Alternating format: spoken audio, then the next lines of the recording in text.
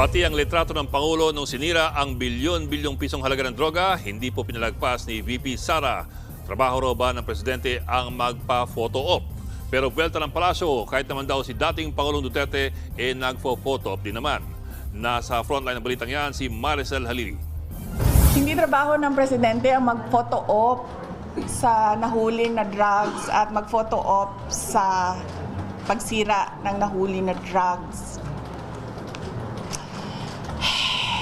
Tinawanan at napabuntong hininga si Vice President Sara Duterte sa pictures ni Pangulong Bongbong Marcos sa pagsira sa nasabat na 9.4 billion pesos na halaga ng shabu. Pero na back to you ni Palace Press Officer Undersecretary Claire Castro ang busy. Hindi po ito pang photo ops lang. Ito ay nagsisilbing babala sa mga kriminal. Baka po nakalimutan din po ng Vice Presidente na ang kanyang ama ay nagkaroon din po ng pagwi-witness sa incineration ng 7.51 billion dangerous drugs sa Cavite.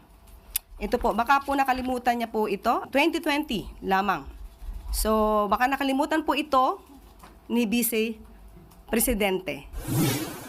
Sa isang punto, tila nagpahaging pa ang palasyo ang pag-aabroad ni VP Sara habang nagtatrabaho naman ng Pangulo. Ang Pangulo ay gumising ng maaga kahapon. Pumunta sa Tarlac, nagtrabaho, nagutos, hindi nagbakasyon, at binantayan ang pagkasira ng illegal na droga. Matatanda ang nauna ng iginiit ni PBBM na ang gusto niya ay drug war na walang pinapatay. Iba sa drug war ng Duterte administration. Sabi naman dyan ni VP Sara.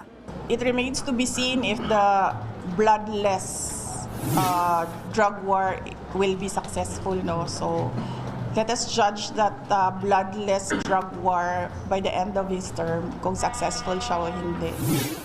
Hindi biro ang problema ng bansa sa droga. Nito nga lang nakaraang linggo, nasabat sa dagat ng Basco, Batanes ang higit 166 million pesos na halaga ng shabu. Nakalagay ito sa package na may nakasulat na Daguanying.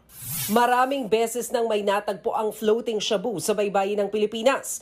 Ang ilan nga, merong Chinese character. Indikasyon na galing ito sa China. Hinala ng Philippine Navy, baka strategy ito ng China. It is not far-fetched that this could be another effort of the Chinese Communist Party to destroy the future generation of Filipinos para ang kabataan ay masisira ang tamang pag-iisip.